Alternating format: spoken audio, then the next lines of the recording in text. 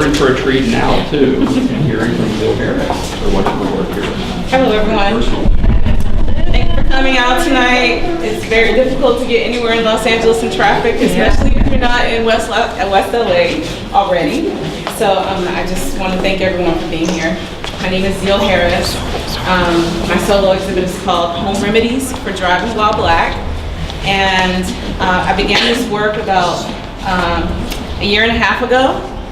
I have in the past done socio-politically conscious artwork, and this is the first time that I actually have done one theme body of work for a period of time. Generally, I kind of just skip around and do all different types of subjects, but starting, it felt like about 15 months ago, 2 years ago, there seemed to be a lot of, at least in the media, a lot of killings of people happening.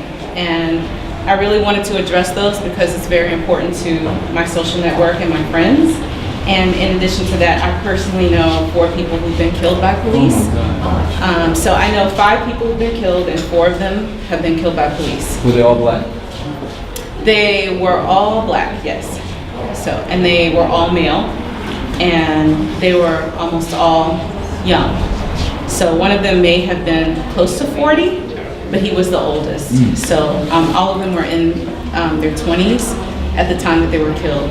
So not recently, but this was the time before social media, actually. So these were people that I grew up with.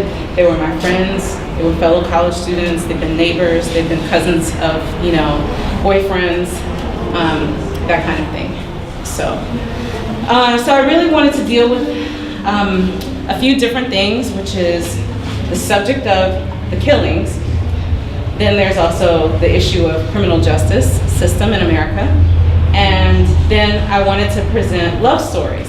So, and at the time that I was making this work, I was also beginning research on traditional African-American folk magic from the South.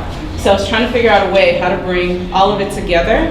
And then if that's not enough as it is, and on the aesthetic level, there are quite a few different things that I was dealing with and wanting to put together in the work. So it's eclectic as well. So I wanted to deal with textile art as well as illustration, fine art, and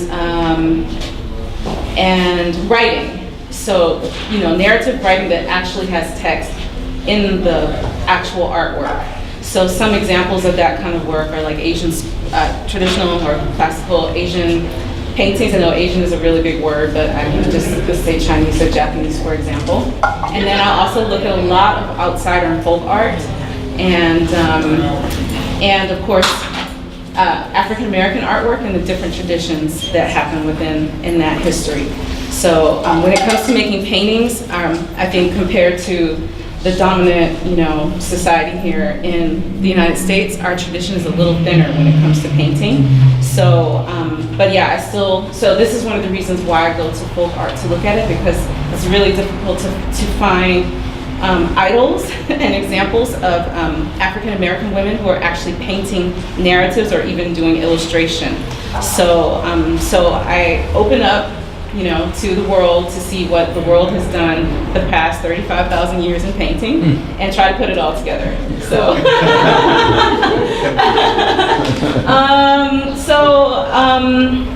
I'm not really sure where to begin. I mean, I think some of the people here have already seen the work and some people have had time to look around. I'd rather take questions than just stand here and talk a lot about the work. So, What kind of medium do you use to paint on yourself? okay, so the technique for this particular work, there's a process, and for most of it, I actually make an artwork, which I consider a study, which technically is kind of an original also. But I make some slight adjustments to it after I make the artwork, and then I scan the artwork, and then it becomes digital art, and then that gets transferred by process to the fabric, and I pay for that to be done. So maybe one day I'll get around to actually trying out painting on silk, which was kind of like my original concept with doing this, but it's kind of like, yeah, I just don't know how to do that yet. It's hard to get the detail. Yeah, that's It's a another different, thing. yeah, I mean, it Yeah. would be something. It has a watercolor feel of that. Yeah, the paper that I used to make the original artwork is called Yupo paper, and it's fiberless. It's kind of plasticky, and so the paint runs around on the paper, and it dries by evaporation as opposed to sinking in the paper and then evaporating. So I'm aware of that when I do this process. So you know, I actually make the work with the idea that I want it to look like it was as if it were painted on the fabric. Sometimes, yeah. So, for me, the fabric is so crucial to this body of work. Do you want to say anything about it and how what led you there? Yeah, okay, so, fabric.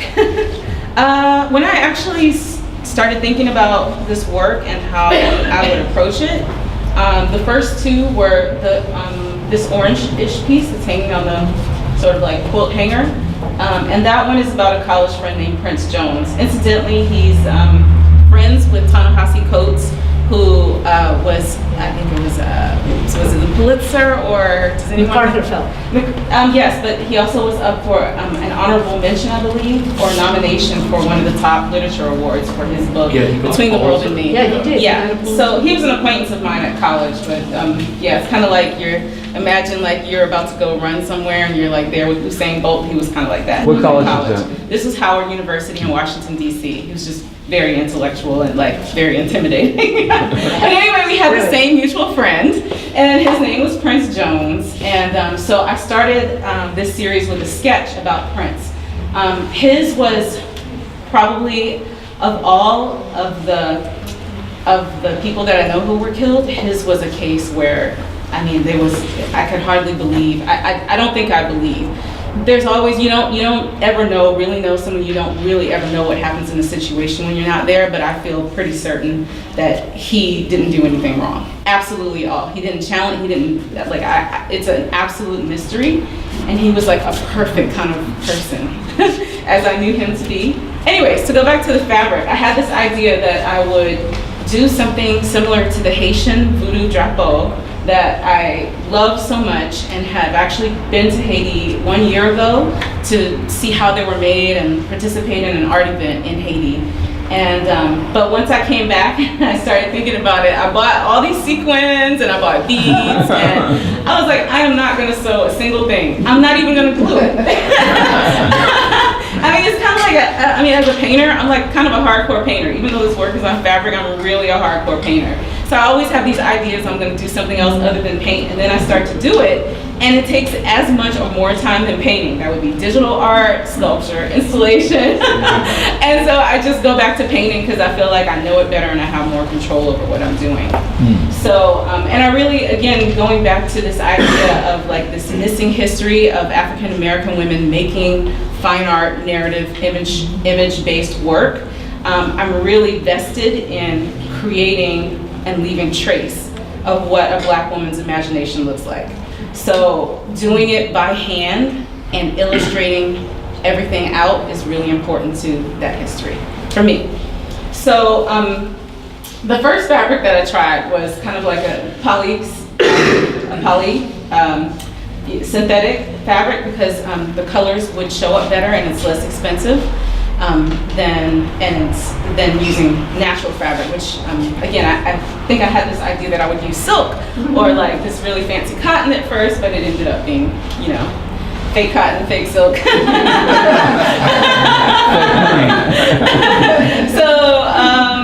So the fabric is important because I did want it to feel similar to these beautiful kinds of things that I have seen like in stores in Washington, D.C. that look like batiks on silk. So I wanted to have at least a slight shimmer to it. I'm not a sewer, I'm not a quilter, but I do respect that tradition and have that in mind when I make my work as well. So for example, when I started this work, I mean, some people might look at it and think, oh, it's kind of like what's it called? Storyboard, you know, or a graphic novel type thing. But actually when I started it, I had in mind Harriet Powers, and she has the oldest surviving narrative quilt by an African American woman in the United States. So I was like, oh, I want to do something like Harriet Powers. I'm gonna like do something and be in line with the ancestry. But when I actually started making it, it didn't really come out like that. However, recently I did another project where I wasn't thinking about her, and it kind of came out like inspired by her. So I think, does that answer your question about the fabric? Yeah, I just love it. Okay. Do you have a favorite? No. They're all hard labor. Oh, That's like asking if you have a favorite kid. I do.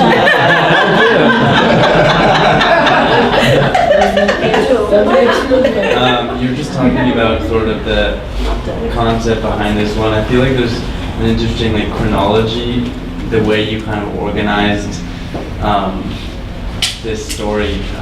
Is there something behind that, or? Yeah, actually, with all of the work, my attempt is to bring humanity back to subjects that have become tragic moments in time. And so with this particular piece, I actually tell the story through the bystander's point of view, and that was Fadine Santana. So essentially it's a hero story, and then the media was kind of portraying him in that way as well. Someone who didn't have to come forth with this video, but did. He's an immigrant, you know, and at that he's, you know, an Afro-Latino who came forth. And for me, that was a significant part of the story.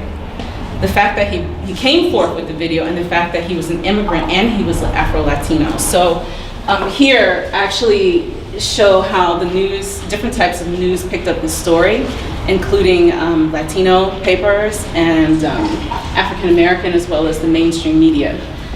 And I really tried really hard not to paint a tragic moment of death, because like I said, I want to give humanity back to the individual. So I really want to flesh out this world around them. And so that's what I did here, but I told the story backwards, you know, basically from the time that Walter Scott, his name is Walter Scott, was pulled over in South Carolina, in Charleston, to running away from the police unarmed and being shot. And then Walter Scott actually standing outside the park a little bit, recording the video. I said Walter Scott, but I meant to say Fadine Santana. And then here, in the actual events of what happened, Fadine went to the police and told them he had video of what happened. Oh, did you? And the cops told him, oh, it's okay, go away. So then he went to work, because he was on his way to work when he was walking through the park that day. I didn't know what type of job, I knew he was a barber, but I really didn't know what type of barbershop he worked in. Like what were the clientele, the demographics, you know, that kind of thing. So I just made it Black people. And then he went to talk to a friend later that evening and showed the friend the video. Again, I didn't know the ethnicity of the friend or any of the facts, but I made it another person of African descent. And then he did actually go to the police station again to try and, you know, say, hey, I have this video. And at the station, he felt uncomfortable, and the police felt threatening to him. So he left without showing them the video, and then he went and got a lawyer. And that's when the story broke. So the family was very happy that this story broke. One of the reasons why he decided to actually come forth with this video is because the news was reporting it wrong. So he was hoping that they would just say the right thing. I'm sorry, it slipped my mind exactly what the news was saying, but something kind of like, nothing that showed that it was an innocent man who was running away unarmed and had only been pulled over for, you know, taillight. Yes, he had warrants for his for not paying child support. And actually I deal with that here in a really subtle way, and I have a sign in the barbershop that's saying if fathers want custody, where to call. And on here there are two I think they're Palestinian. There are two Palestinian boys that are holding up an I Can't Breathe sign on the television. And so I thought it was really interesting that this was one of the events, and at the time there were people around the world expressing sentiment and grief about what's happening. And this is Fadine meeting the family, and they were just really appreciative of the fact that he came forth with this video and was brave enough to do so, again, as an immigrant. And the father of Walter Scott told him, it's as if we've been given one son for another. And so that's the title of this artwork. So I wanted to bookend it with images of Walter Scott with his family, his loved ones. So here with his children, and on this side with his fiance. So that's the way I set up the narrative in this particular. Wow. So, Quite complex, yes. but organic. I actually talked to Fadine. Well, I didn't talk to him, but I messaged him on Facebook to ask him, because I couldn't find any information about the barbershop. I didn't want to make assumptions, but no one could answer me, and I couldn't find anything. So I messaged him. He never told me, even though we've exchanged a couple messages, he never said. He just said, oh yeah, that's how it happened. So I guess he didn't have a problem with it. Did you see the piece? Yeah. Yes, because I showed him, yes, he has seen it, but not in person. I mean, he's in Charleston, South Carolina. But he saw JPEG or something? Yes, and he enjoyed it. He liked it and said, oh, I understand what you're doing and I appreciate your work. So, yeah, he's a very noble, minimalist person when it comes to, words.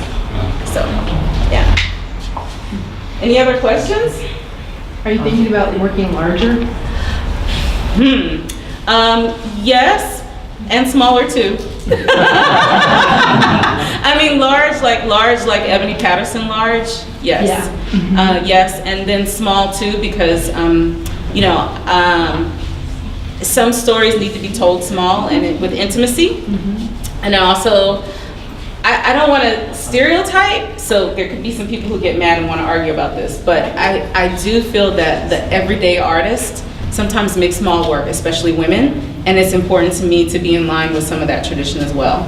So, and then the second thing is that I want everyday people to be able to afford the work, and so I think it's important to make various sizes. So yes, the rich people or the museum should have the bigger work, and then people who want something small can have it in their home as well.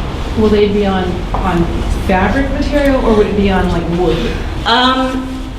People who follow my work for a while, like Shell here, she knows I work in a variety of different surface media, and I like the fabric for a little while, but I still like to do other things as well, like work on wood, and do a variety of different things. So maybe like my next, solo exhibit, I'll have a little bit of everything.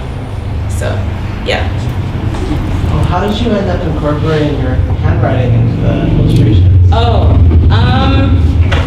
It's different in different pieces. Most of the time I just write into the original artwork that I'm making. And sometimes I practice it a little bit before I actually write, and sometimes I don't. So I don't have a formula. And this particular piece, I actually did it with a computer, and I chose a handwriting that was similar to my own handwriting. And then I actually, I drew the images, and then I designed the text like in InDesign, and put the images with that, like scanned the images, and then took the text from a Microsoft Word document and like designed it, and then I actually traced it, and then I made an artwork. So yeah. I bought one of your pieces. Again. And I'm wondering how to frame it. And what came in my mind, I wanted to get your approval. What came in my mind is to stretch it, put it on a stretcher, and float it in a shadow box. How would that? Well, I have two answers. You bought it, it's yours, do what you want with it. That's my first answer. And I'm just happy you bought it. Me too. And secondly, I kind of imagined them to not be stretched, but I'm interested in seeing what it looks like stretched. So I think that Would you I rather trust. it just be floated in a shadow box? I was thinking floated in some kind of way, because it just keeps with the delicacy of the fabric Okay. rather than being stretched, but I would be interested in seeing what it looks like stretched. Some unsolicited commentary. I like the irregularity of the edges. I think the stretching would diminish that. Take away from that, yeah. Okay, good point. Any other questions for Zeal? Were you inspired for home remedies for driving while black? Were you inspired by, Louis Farrakhan, for example, or any you know, person who gets pulled over for, you know, DWB driving while black, and Yes. they take it all the way to the Supreme Court because, you know, they were in essence driving while black. And I wondered if you were inspired by that, or, you know. Maybe you missed it a little bit ago, but I was saying when I first started talking that 3 of these artworks, let me count actually. 3 of these artworks are about people that I personally know who were killed by police, and each one was driving when they were pulled over. I should be very specific about that. They were driving and they were unarmed.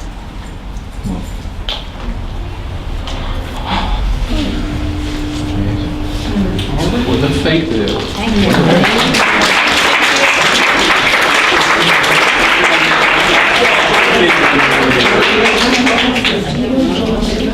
Follow us. I don't know in person, but yeah, I'm sure it's around. Oh, okay. Yeah, I wanted to see it.